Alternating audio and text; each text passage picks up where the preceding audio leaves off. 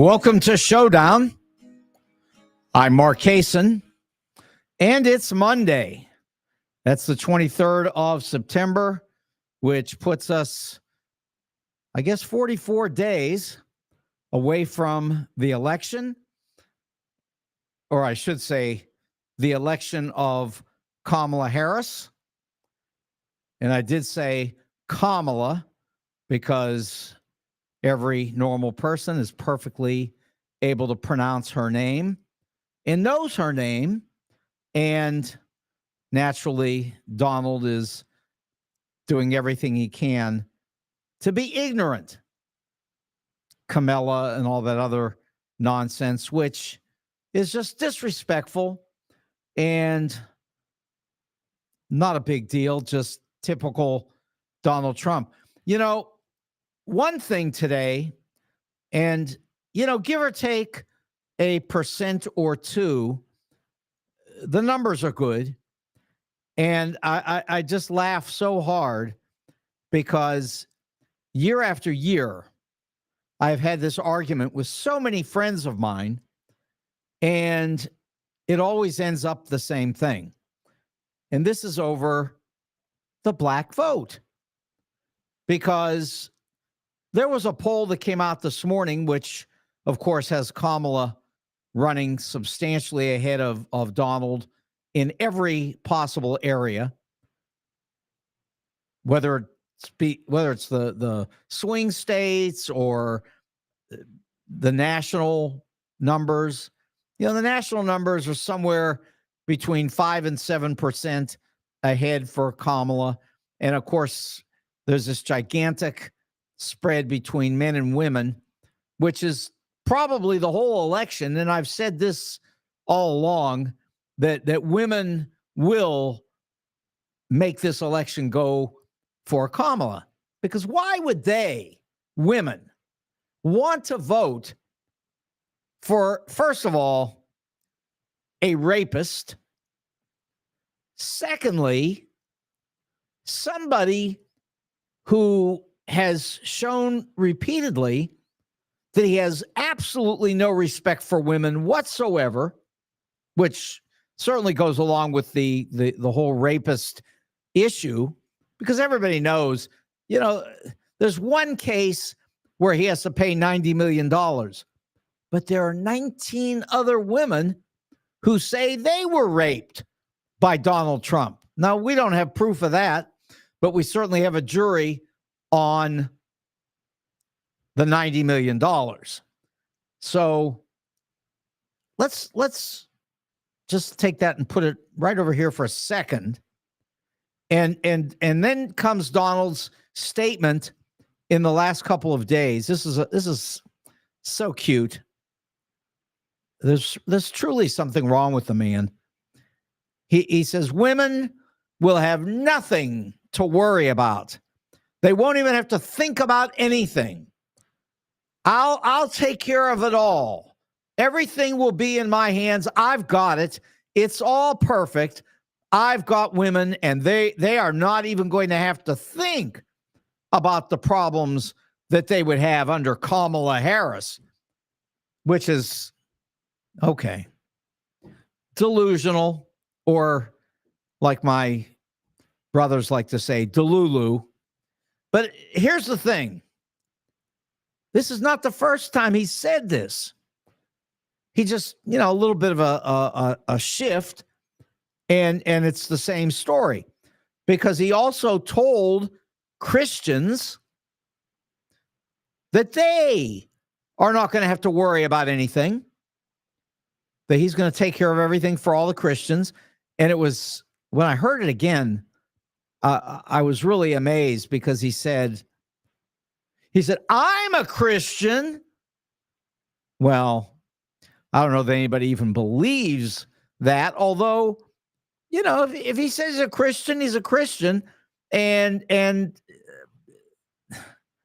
I don't know that he has any idea anything about Christian values. That's another story.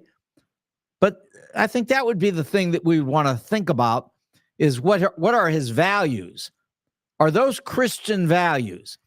Well, Set all that aside anyway, because here's what he says about it.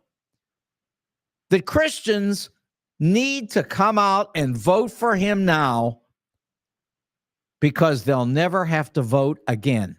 Now, listen. Here's what he said very clearly.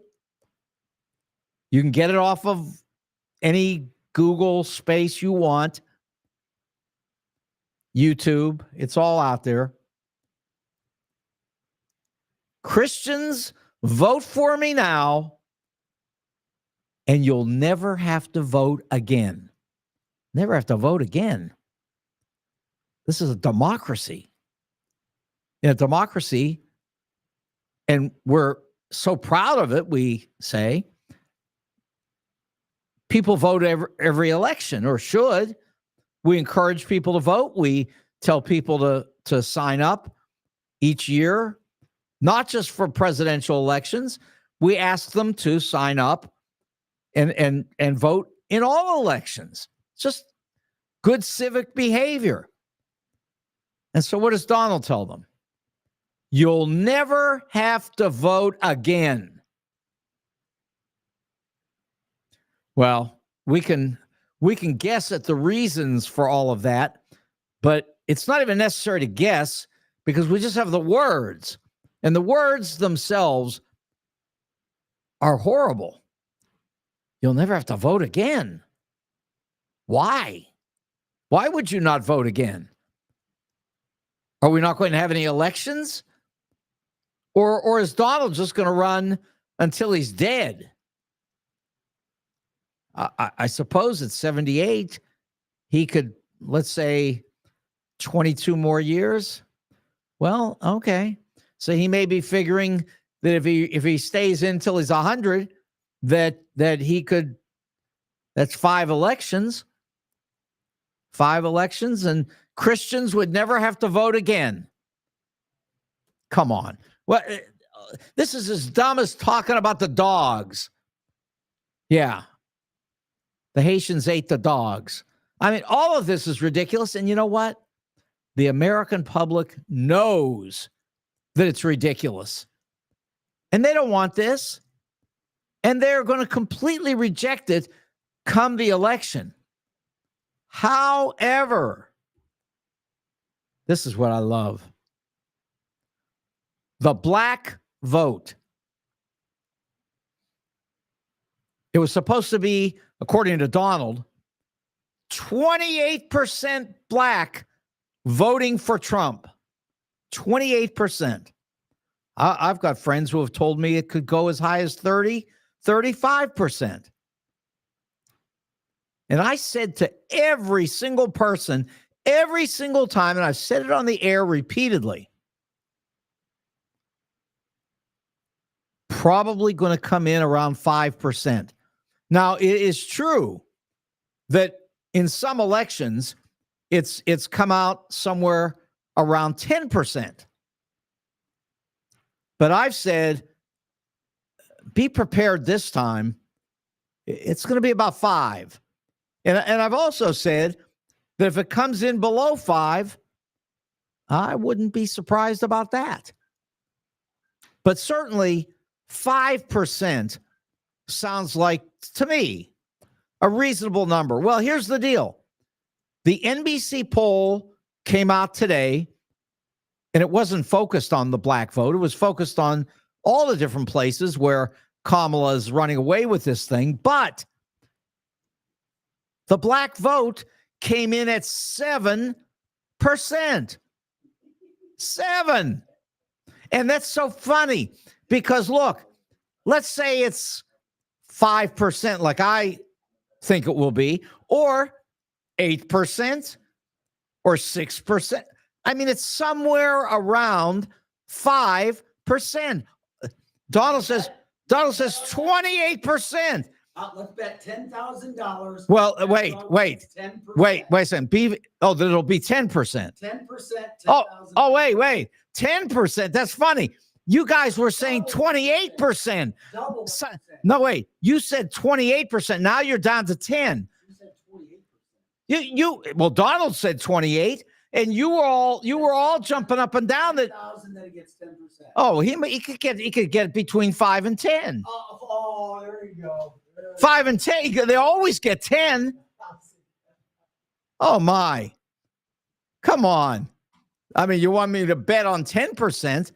No, I got a better bet than that. I'll bet that Donald's stock will sell for $1. Now that one's a bet. I'll make that bet. And that reminds me, which I would have gotten to anyway. If you didn't see Donald's stock today, he lost another $200 million today. It's down to 12. So, that's like 1.3 billion, but it's dropping, $1 or so per share here and there every other day. And it's 12. I mean, you'll remember it came out at 80. It dropped down to 23. Then we got the 2 dead cat bounces, which each one was a little less than the one before. So that's, our cat thing. And of course, I remind you that on Wall Street, they've been using the dead cat bounce idea for 100 years. So yeah, don't get all bent out of shape. That's a Wall Street term, the dead cat bounce. You take a cat up to the top of the Empire State Building, you drop it, and it bounces a little, not much, a little. And in this case, it bounced once, then it bounced again. Now we've broken 23, and from 23 we're down to 12. So the low of 23, it is now 50% below that level. Now, here's the point. Donald destroys everything that he touches. Here's a man who says that he is a genius when it comes to economics. He can do anything and everything. It's that old thing of his, I alone can do all of this. Yeah, well, that's true. He alone can destroy any fortune. You give him a fortune, and Donald can destroy it very, very effectively. He's done it many a time.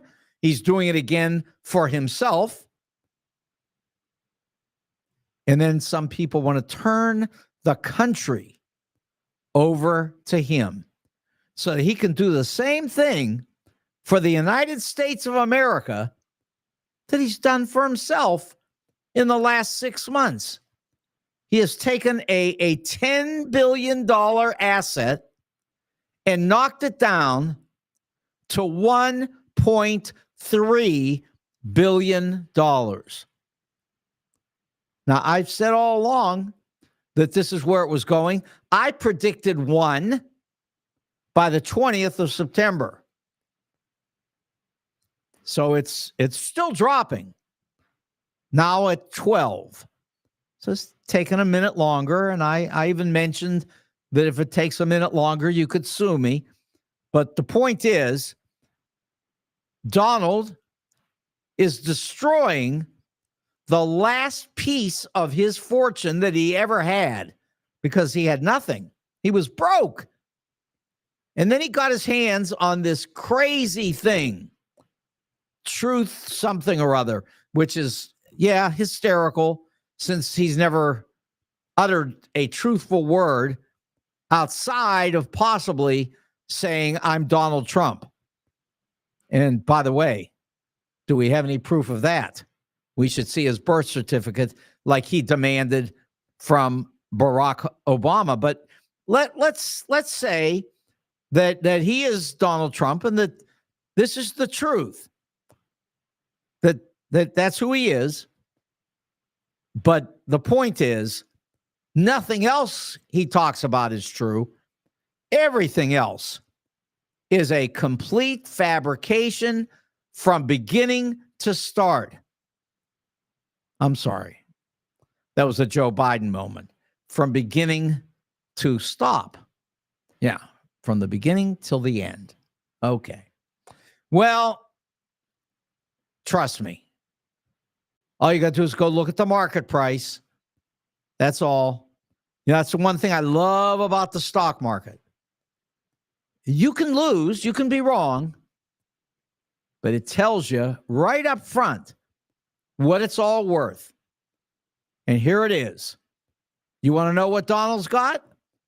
He's got $12 times 1.1 million or 100 million shares. 100 million shares. Every point is $1. Every dollar is $115 million. It doesn't matter. All he's doing is losing it all. Just losing it. That's all. All gone. The man's a genius. And the country by about 8 points today. Now, that's way down.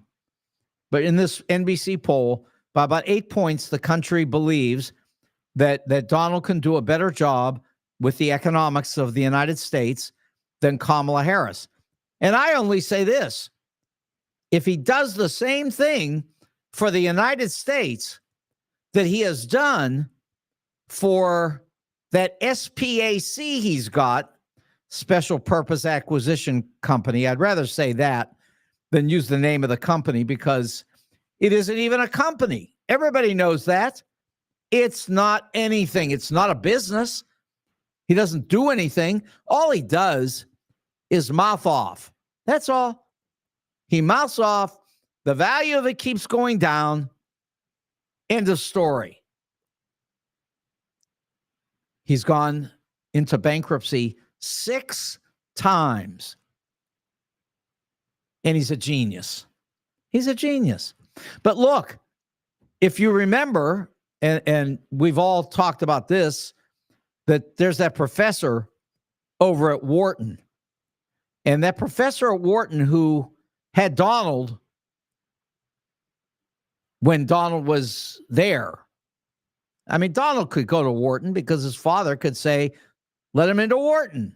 Okay, I guess little money, whatever, little bribe here and there. They have no problem with that. I don't know that that's what happened, but it doesn't really matter because I know this much.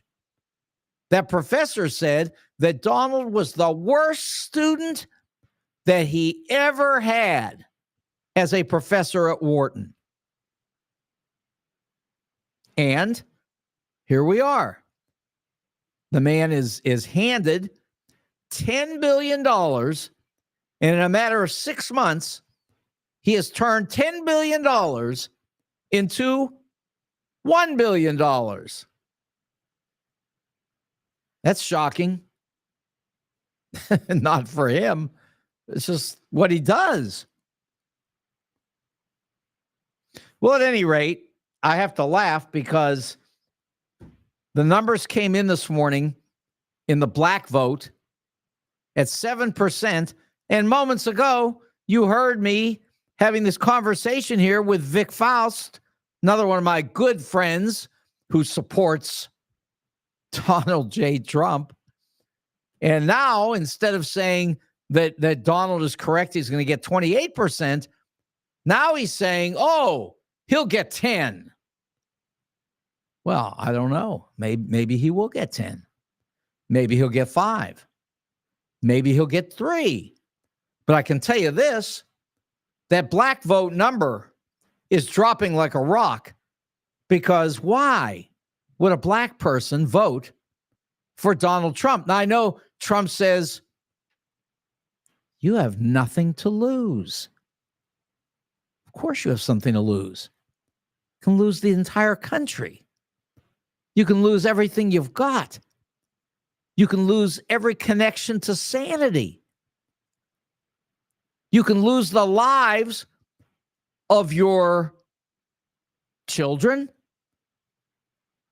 your women children who could get pregnant and not be allowed to get medical care. You could lose your cousins, women cousins. You could lose lots of people in your family. What do you got to lose? You got a lot to lose. Ask Amber Thurman what you've got to lose. She needed medical care because she was having a miscarriage. And so what was the result? The doctors were afraid. They didn't want to do anything because they were afraid they would go to jail because somebody would mistakenly believe that they were performing an abortion. This is going on all over the country. You know that the mortality rate among women and then among their unborn children, it's enormous in the United States. It's far above all the other countries in the world, all the other major industrialized countries in the world. And then on top of that, Donald just says, don't worry. First of all, you got nothing to lose except your life. And then you're not even going to have to vote because he's going to take care of all your problems. If you're a woman, if you're a Christian, he's got you. Don't worry. You won't have to do anything. Donald will handle all of it the same way that he has handled the $10 billion that he lost in the last 6 months, all the way down now to $1 billion. And that's without even selling. I mean, you got to understand the moment, because he's got 57% of the company, the moment that he would go in to sell 57% of the company, well, they'd have to stop trading because there would be no buyers. And then it would be $1. So have no fear. Donald has taken it from 10 billion to 1 billion. And the last billion, he's got some really good ways that he can wipe that out for you as well. What a complete and utter mess he has created. And that's not even the best. Although that's pretty good. It might be close to the best. But how about this Lieutenant Governor Robinson? I mean, we talked about him on Friday, but it gets better because Lieutenant Governor Robinson in North Carolina has explained that he's not the one that put those posts online, although it says it's him. But that's no different than when Donald put online that the name of his new administration when he's elected would be the Unified Reich. And Donald said he didn't do it. And the guy that puts all the stuff on there for him, he didn't do it. And those are the only two people who could put anything on there. And neither one of those guys did it. And in fact, I guess he says now nobody did it because it's no longer there. He took it down. But everybody saw it. This is Donald Trump. Everything is someone else's fault. He's the victim. Someone has done it to him. He's such a great man. Mark Burnett did a great job of selling that idea to the public on The Apprentice. And it was worth a lot of money in TV dollars. You know, it's just like I always say, if you believe that Marcus Welby could take out your appendix and you were willing to put your life in the hands of a television doctor, Robert Young, who is just an actor, was just an actor. I mean, if you think that that's what you want to do, well, then I guess you want to put the United States of America in the hands of Donald Trump, because Donald Trump has gone berserk. He has lost his mind. The things that he wants to do to this country are incredible. Now, you can read it all in the 927 pages of Project 2025, but Donald will tell you he's never heard of Project 2025. In fact, he doesn't know anybody who's involved in Project 2025. He never had any conversations about any of that. He never recommended that anybody come up with this idea for him. He never had any involvement at all. Zero. And I guess you believe that, huh? I guess you believe one of the greatest liars in the history of the planet. You believe him when he says, oh, that Project 2025, I had nothing to do with that. That's not me. That's someone else. Of course, one minor problem is that we have Donald on video asking the Heritage Corporation to create this program for him. And he's promising how it's going to be so terrific and you'll love it. This was 2 years ago. We played it online here. Played it more than once. I think I played it 3 times because it's so great. It's just a perfect example of everything that Donald says that is never true. So I guess you got to ask, why would anybody vote for him? Well, let's first ask, why would anybody vote for this lieutenant governor to be governor in North Carolina when this guy not only said, and this is so amazing, he not only said that in the first place, he believes that he himself is a black Nazi. I mean, he believed that was the first thing he said. But then he had another thing to say. Absolute genius. So he's a black Nazi who thinks that slavery was not such a bad thing. In fact, he says that there are black people who ought to be slaves. Now, I know now he says he never heard of it. And he's running for the hills. Well, Donald hasn't even disavowed any of this. None of it. And of course, Robinson is just parroting Trump by saying he didn't put it there. Someone else did it. Wasn't him.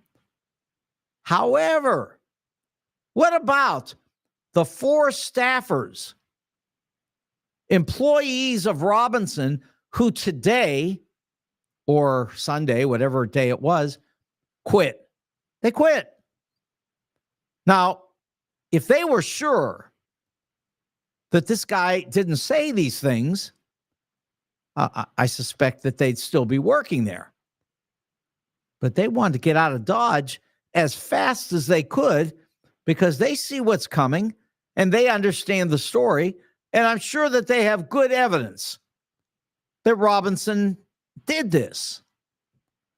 I understand that if Trump were questioned, he'd say, these people were disloyal. I fired them. But actually, they quit. And if you want an idea of how people feel about Donald Trump, try this one. The national security people who got together today and said that Donald Trump is, first of all, not fit to be president. Secondly, he would be dangerous as president. And they point to things that he did as president before in order to understand why they're against him. 700 of these people, 700 people from the United States National Security Operation 700 said, can't have Donald Trump. Horrible person. Very dangerous. They said, first of all, he doesn't know anything. And secondly, he is extremely and dangerously impulsive and doesn't know anything.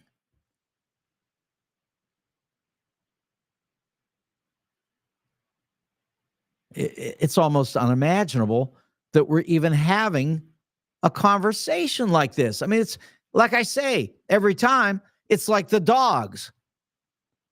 Why would we be having a question like this brought up about a candidate for the president of the United States? You know what they say about Kamala? You know what they say? And this was Brett Baer from Fox a couple days ago. He said, we don't even know what Kamala stands for. We don't know one, and he said it this way, we don't know one policy that Kamala Harris actually supports. Not one. That's how he said it. I heard him say it. Here's the problem. Of course we know what her policies are. We know them in great depth.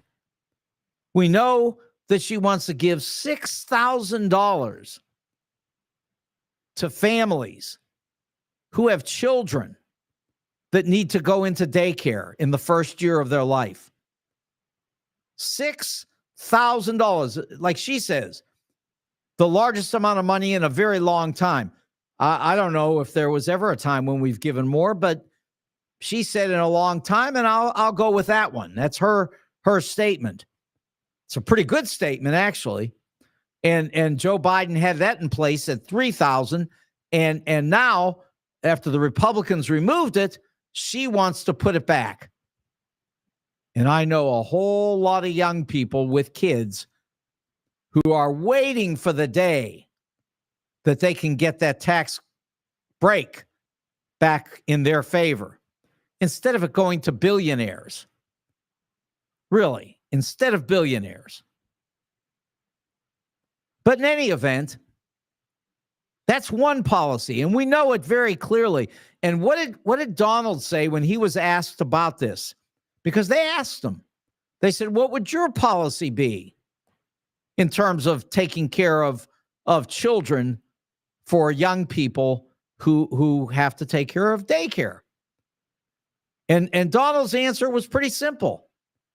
First, he said, this is a good one. Daycare is daycare. Gee, that was brilliant. Daycare is daycare. And then he started talking about his tariffs. In other words, he got lost. He didn't know what he was talking about, and he just got lost. Is there a reason that anybody wants this guy to be president? And listen, he doesn't have a policy except for tariffs. He wants to do that. We know that much. He definitely wants tariffs, which, as I've discussed so many times, every expert, including those who I guess taught at Wharton for generations since the Great Depression, they all know that the Smoot-Hawley tariffs destroyed this country in the midst of the Depression, took us down so far that nobody could believe it. And we all understand now in retrospect how the country suffered during the Depression to only be saved by Franklin Roosevelt.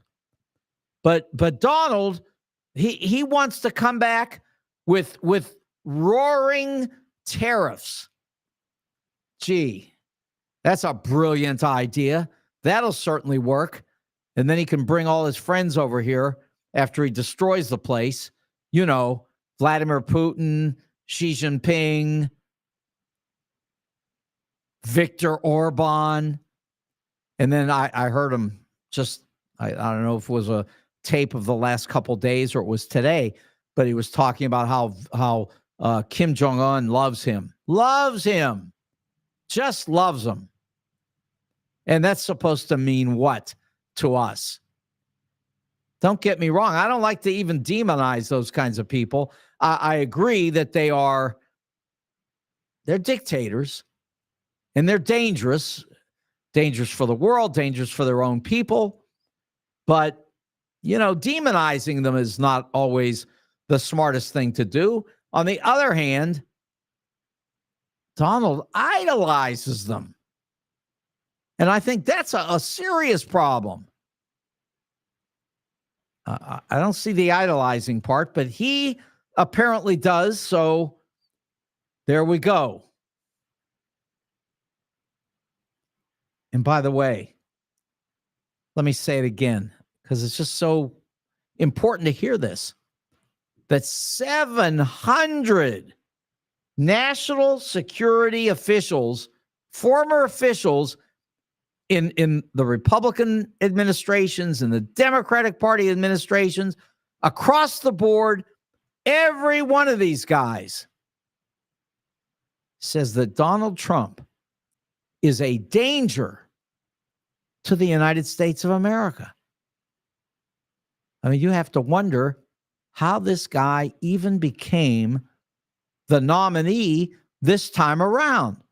And of course, it's just for one reason, because all the people who don't like him, and I hear lots of people who are voting for him who say they don't like him, but they say they want those economic policies. The ones that destroyed 90% of the value that Donald had when he started with this idiotic company of his, which was his only money. This was it. This is all he's got. I understand he's got, hundreds of thousands a year that he gets for being a former president, which he told everybody he would never take. And he's taken every penny of it. And believe me, he needs it. In his situation, he's desperate for it. But he'll tell everybody, no, I don't want that. I don't need anything. Remember when he said that he was going to fund his entire campaign because he's rich? He's rich. He could do it. So why does he take $1 from the people eating dog food who have nothing else in their lives but are sending their last dollar to him because he begs for it? He begs for it. He begs for money from poor people. He sells golden tennis shoes. He sells Bibles. He'll say anything. Of course, don't invest in his companies because the chances that they'll survive 6 months is obviously not good. If you don't believe that, go check on the price today of that SPAC that Donald owns 57% of, as it dwindles in value by the day. $12 a share. Good work. Okay. So what I'm going to do right now is let's talk about some food and some jewelry and some clothing, and then we'll get back and finish this up. And let me start with Wendy's. Wendy's is at 18,000 Chesterfield Airport Road, and believe me, they have great food and they have a great environment. I went over there last Friday after I got off the air, and I sat down and had some iced tea with Ben. I drink iced tea, but in addition to that, I can tell you they have the best iced tea I've ever had. It's so good. Anyway, I had iced tea. We sat around for a while and talked about a lot of things. And I mean, that place was jammed with people. It was filled to the top of the roof. People at Wendy's enjoying everything, starting with the wings, going on to the smoked meat, the patty melts, the hamburgers, the cheeseburgers. Don't forget, they've got salad. So, healthy salads. They've got pizza, really good pizza. And then, of course, they've got the baby back ribs, which I adore. I love them. They're just so good. And then on top of that, they've got onion rings because I love everything with lots of onions. And that's Wendy's. You add it all up, it's great food, great price, great people, great environment, everything perfect, as Donald would say, but this time it's true. Wendy's is a fabulous place to eat. And when you're through there, you can just drive right down the road to Defiance, Missouri, and do it all over again. Because Wendy's in Defiance, the Roadhouse there at 2999 South Highway 94, is a great place to eat. Same great food, same great owners. It's Wendy's. Now, if you are thinking about some jewelry because you have some money left, unlike Donald, who's practically bankrupt again before this is over, that'll be number 7. But anyway, he's going down the tubes, but you don't have to. You can go straight to 4506 Hampton and get great deals on outstanding jewelry. Jewels on Hampton, it's just a good place to shop for jewelry. Al and his son AJ buy and sell jewelry. They design jewelry. And when it's all said and done, they'll also fix your watch because they're experts at that too. Now, it's a great place to go and shop and make a deal with your jewelry and your coins because I can tell you right now, they're really great business people who are successful because they'll also take care of you. That's Jewels on Hampton, 4506 Hampton. And after that, there's the St. Louis Suit Company. And the St. Louis Suit Company is on the corner of Forsyth and Central in Clayton. And they have suits and shirts and shoes and hats and overcoats. And let me say, when I walked out the door this morning, and I mean the rain wasn't just coming down, it was gushing down out of the sky. And I had thought that I was just going to go to the car and just go on, but no, I couldn't do that because it was unbelievable. So I just walked back in and got my overcoat. And with my overcoat in place, I was fine. And then I went off to my classes, and it was a wonderful day. But I did need that overcoat today, and I've been saying all along that it's coming. You're going to need that overcoat. So go to the St. Louis Suit Company and get yourself an overcoat. Great prices, of course, and maybe you'll even find some ties that you like. If I brought in all the ties that I have sitting in my house that I have never even worn before because I buy so many ties at this place, because every time I see a $5 tie and I look at how nice it is, I think, got to buy it. So I'm loaded with ties. And you will be too if you go to the St. Louis Suit Company in Clayton. And don't forget, if you're going to get married, this is the place to go for that too, because they are experts when it comes to wedding attire at the St. Louis Suit Company in Clayton. That's Jay and Nick.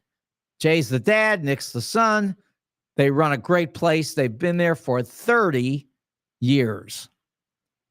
Now, finally, my very good friend, Mehdi, he runs and owns Telena's at 141 and Olive, right next to that Deerberg's shopping center. And I can tell you right now that their food is the best Italian food that I could imagine. And I just love the spaghetti and meatballs. I really do. The spaghetti and meatballs are fabulous. Now, they also have great Caesar salad that I love. But it's the spaghetti and meatballs that I never can get over it because it's just the best. So if you go to see my good friend Mehdi at Telena's in Creve Coeur, I promise you, it's killing me here. It's Italian food that you cannot beat. It's really great Italian food. Everybody loves it. I'm always amazed at how they love it. I can't eat all of it because, there are a lot of things that are just too many calories for me. But I can tell you that I make it with those spaghetti and meatballs here and there. And like I said, that's my thing. But you'll find everything else there. And you will not be sorry if you're looking for great Italian food. Telena's, 141 and Olive. And go in and say hi to Mehdi. He'll love to talk to you. Really a great guy. I'm going to have him on the air here soon.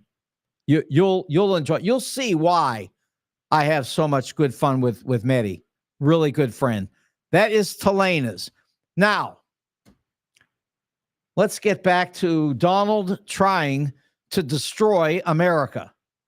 I say trying because he's not going to get very far with it because he's not going to be elected. Except I really have to say, every once in a while I point out that there is a good chance that he'll be president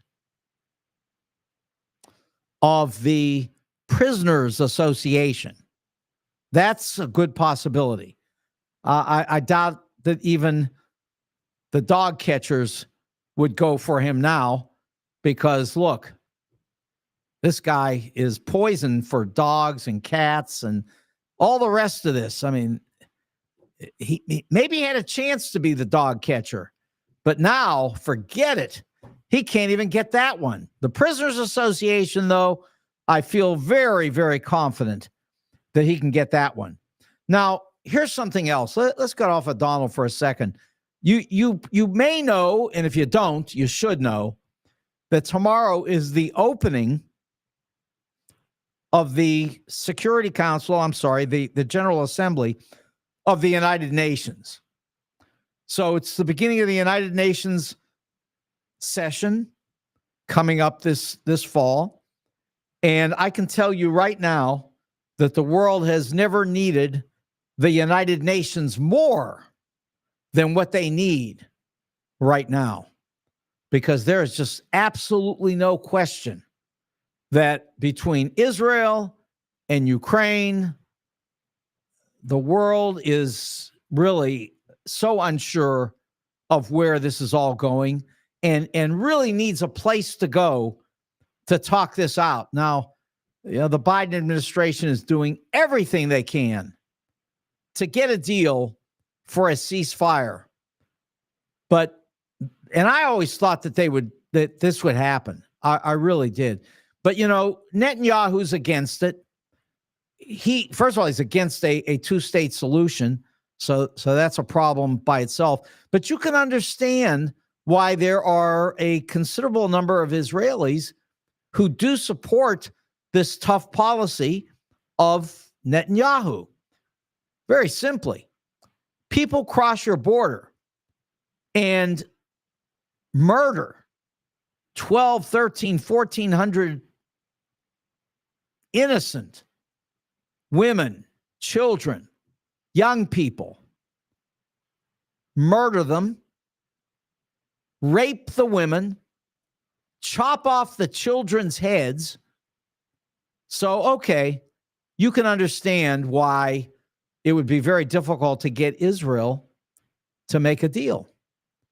Now, the other side of that is that there are hostages, and a lot of Israelis, rightfully so, would like to get those hostages back before they go any further with all this killing over there. And some people are hoping that if they could stop the killing and get the hostages back, maybe it wouldn't start up again. Unfortunately, things are turning even worse at the moment because, of course, Hezbollah was lobbing missiles into Israel, and many of them were being intercepted. So, it wasn't a wipe out of the Israeli people, but at the same time, there were some people who were hurt. Last I heard, that not killed, but hurt. And it was a small number, but still too much. Because here's the thing. If your neighbor is lobbing missiles at you, well, there's a pretty good chance that you're going to do something back to them. And I'm the first person that has said, really, for a very long time, that there is no peace that can be established in the Middle East without a two-state solution in which the Palestinians are treated with respect and dignity. They have to have a decent life. They have to have a chance for a future. They've got to be able to live with Israel in a way that supports the rights of both groups of people. If it's just one group, it won't work. The Israelis are not going to be able to keep the Palestinians down, nor are the Palestinians going to be able to keep killing Israelis. That will not work. All that will end up is more violence and death for Palestinians mostly, because the history of this has been simple. Arab countries have attacked Israel since 1948, and every attack has ended with Israel shutting down the violence, but through tremendous violent response. And nobody wants it, but it still keeps coming back. And, when I've taught this at school, and I've taught it for a long time, I've always emphasized the Middle East. I've done a lot of study in the Middle East with some great professors who really know the region. And they have said to me, partly what I'm telling you, and that was always obvious to me. I mean, no doubt about it. But beyond that, they have all said that you can't keep trying to kill Arabs and think that somebody isn't going to come back later on and start the whole thing up all over again. And that's why it's been this way since 1948. 76 years of massacre. And I've had some of my political science professor friends who have said, everything in the Middle East isn't about Palestine. But, it really is. Because the hatred is all focused in that territory. That's where it's all at. If you could shut down that mess, then you could shut down the rest of it. And we know that the various Sunni Arab countries were on the verge of making one heck of a deal with the Israelis. And that's probably why Hamas did what it did in the first place, because they wanted to disrupt it all. And now Hezbollah is going crazy, dropping everything they can to blow up in Israel. And, what are they going to get?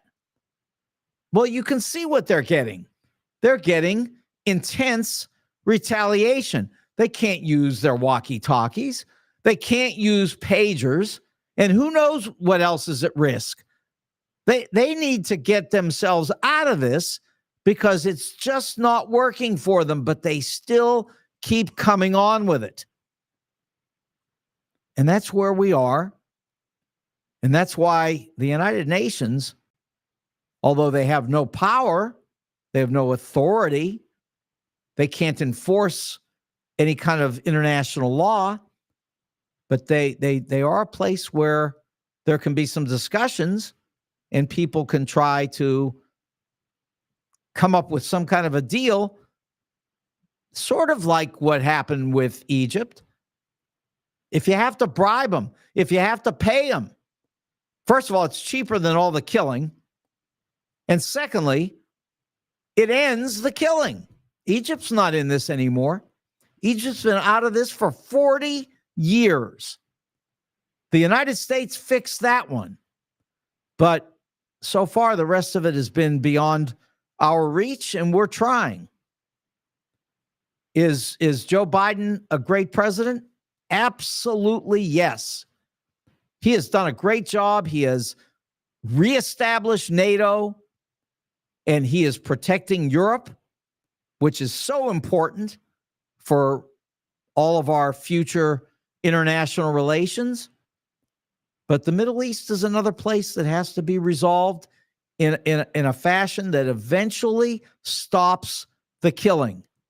And so far, it won't go away. And anybody who believes that what's going on there is not 100% about the Palestinians and the Israelis, well, you're missing the whole point of the Middle East.